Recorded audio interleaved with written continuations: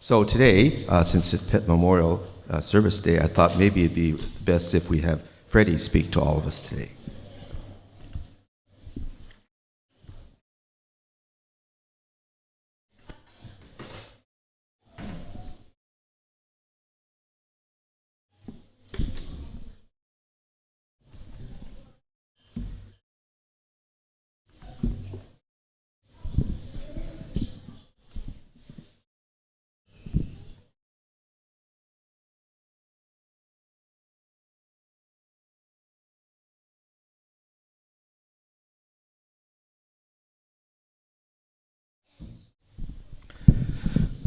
Okay, let's see what Freddie's been up to lately. Hi, everybody. Hi, Freddie. Did you know today is a pet memorial service? Did you ever have a pet before when you were younger? Yeah, in Wyoming, at the pond where we lived at, I had a pet fish. Oh, a pet fish. What was your pet's name? Fishy. I would call fishy, fishy, fishy. And the fish would come and he would let me feed him flies. Oh, wow. But I moved here, so I think Fishy's still living in the pond in Wyoming. Must be a big fish by now. Yes, I bet he is. You know, I want to ask you something. I got a little problem today. Oh, you have a little problem? What's your problem? Well, at school, I got this big assignment to write about my roots. Oh, your roots. On the internet, I looked up tree roots, flower roots, grass roots, but I couldn't find frog roots. We don't have roots. We just have web feet. Oh, your roots. No, your roots. Your teacher is asking you to write about your ancestors. You're like your parents, your grandparents, your great-grandparents. Can you tell us a little bit about your ancestors? Well, my parents' names are Sam and Grace Fuji. Oh, your last name is Fuji? Yeah. Freddie Fuji. How interesting. My grandparents came from Japan. Their names were Sadao and Nobuko Fuji. Oh. And my great-great-great-grandfather, his name was Saburo Fuji. He lived by some famous mountain in Japan. Famous mountain? Not Mount Fuji. Yeah. Mount Fuji was named after your great-great-grandfather? Yeah, I guess so. Then my great-grandfather in Japan started a camera and film company. Fuji Film? Yeah. Used to make a lot of camera film. Gee, you have a lot of famous people in your background, Freddie. But then my grandfather, he hated Japan because it was so crowded. You ride the subway trains and it's like this. It's so crowded, your face is in somebody else's face.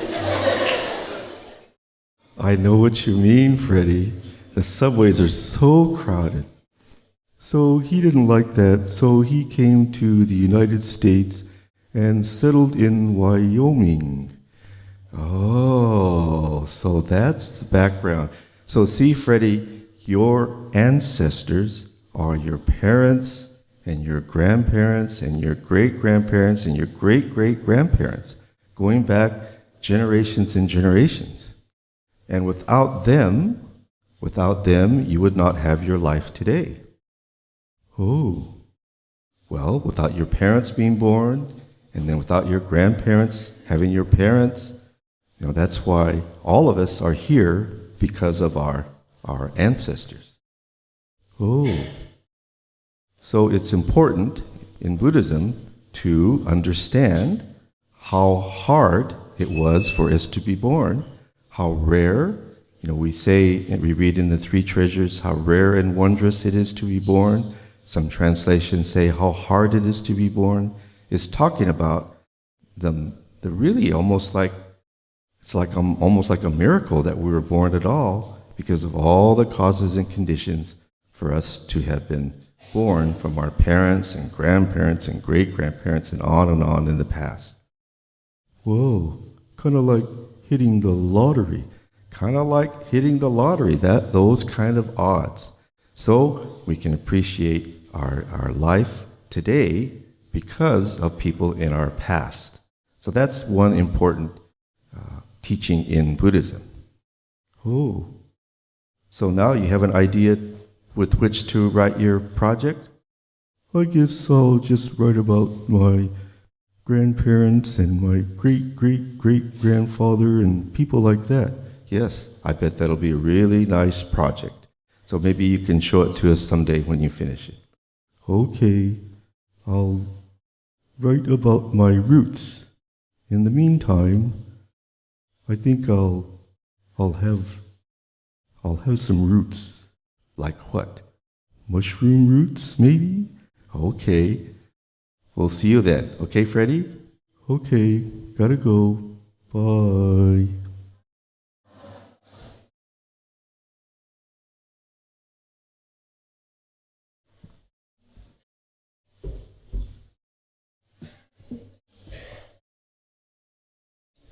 So continuing on with Freddie, I have a few slides I'd like to show.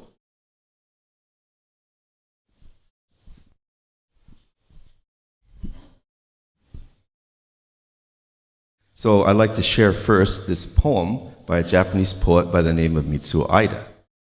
Go ahead, next slide. So it goes as follows. My father and mother, altogether 2. Parents of my father and mother, altogether 4. Parents of parents, altogether 8. If I count in this way, back to 10 generations, altogether 1,024. So we know we have 2 parents, we have 4 grandparents, we have 8 great-grandparents. If you go back 10 generations, it's 1,024. Now the next verse, what about back to 20 generations? To my surprise, over 1 million people. From infinite past, a life rally baton has passed on. Next slide. Here now, I live with my baton. This is your life. This is my life. The first time I read this poem, I couldn't believe it. I had to get out my calculator. Those of you that are in math, isn't it called exponential? Exponential, 2 to the power of 20. Over 1 million people. Can you wait back? Anyway, we'll get to this in a second. Over 1 million people. For 1 million people. So, if any one of those 1 million people are missing, then we would not have been born into this world. So that's why how hard it is to be born into human life. What a rare and wondrous thing. Can you go back to the previous slide? So this Mitsuo Aida, I love it where he gives us this image that life has been passed on to us like a baton in a relay race. And I want to share one quick story about when I was in high school.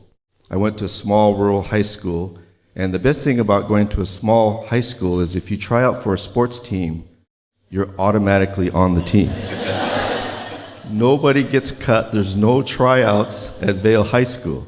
So I went out for the track team, and because it's a small school, we didn't have frosh, soft, JV, varsity. It's all one team. So 4 of us freshmen at the first track meet, coach said, I'm going to put you in the 880-yard relay race. So he gave us a baton. You guys figure out what order you're going to run in. So all of my teammates, they all wanted the first leg. I thought, gee, don't you want to take the anchor leg? That's the glamorous leg. You bring the baton across the finish line. But nobody wanted it, so I took the anchor leg. We got in our positions on the track. The gun went off. Almost immediately, I realized why the other teammates wanted to run the first leg. At least the first runner didn't look too bad. It kind of looked like we were still in the race. But then between the second runner and the third runner, they dropped the baton. By the time I got the baton for the fourth anchor leg, all the other teams had finished on the other side of the track. They were bringing their hurdles out for the next event. Wait, there's another runner. It was so embarrassing. But when I came across the finish line, our track coach said to us, "It's okay, it's your first track meet. You got some valuable experience. Next time you'll do much better." So when you run a relay race like that, you carry that baton with responsibility. You represent your relay team, your high school, your whole community. So Mitsuo Aida is saying to us, life has been handed down to us like a baton in a relay race. Now the next slide, please. This is a monarch butterfly. Monarch butterflies. They have an amazing life and amazing migration. Go to the next slide, please. Next slide, please.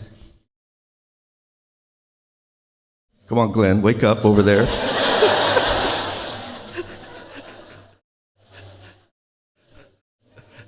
Okay, so I wish I could take credit for this, but I learned about this monarch butterfly yesterday from a Dharma talk at the Vista Temple. They had a wonderful Buddhist symposium. His name is Kenley Neufeld. He's a Dharma teacher in Thich Nhat Hanh's Plum Village tradition. Okay, next slide. So these monarch butterflies, they live in a cold area, and because the wintertime when the wintertime is too cold for them, so they fly all the way down to like some parts of California or Mexico. And they do this migration every year.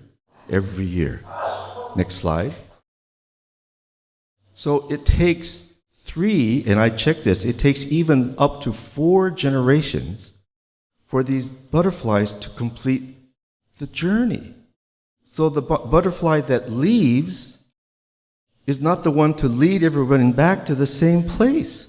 It takes 4 generations. Another generation is born, and somehow they know where to go.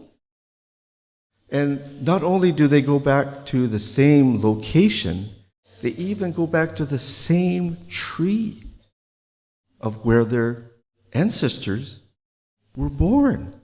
Oh, it's just amazing. I think salmon do the same thing, right? They go back, they spawn at the same place from where they were born. So the next slide.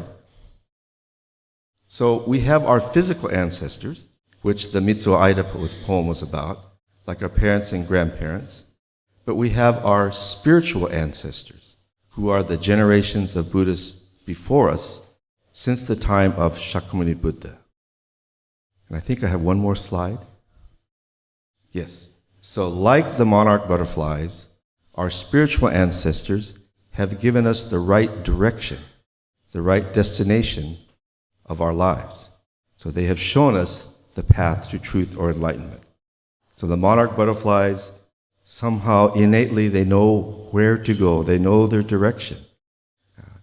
Being a part of the Buddhist tradition, our spiritual ancestors have given us this direction of life. Our life is always headed towards truth, towards awakening, towards enlightenment. So today, as we pay respects to our pets, we also pay respects to our ancestors, and we pay respects to our spiritual ancestors for giving us the right focus, the right direction of our life. Naman Davats, Naman Davats, Naman Davats, Naman Davats, Naman.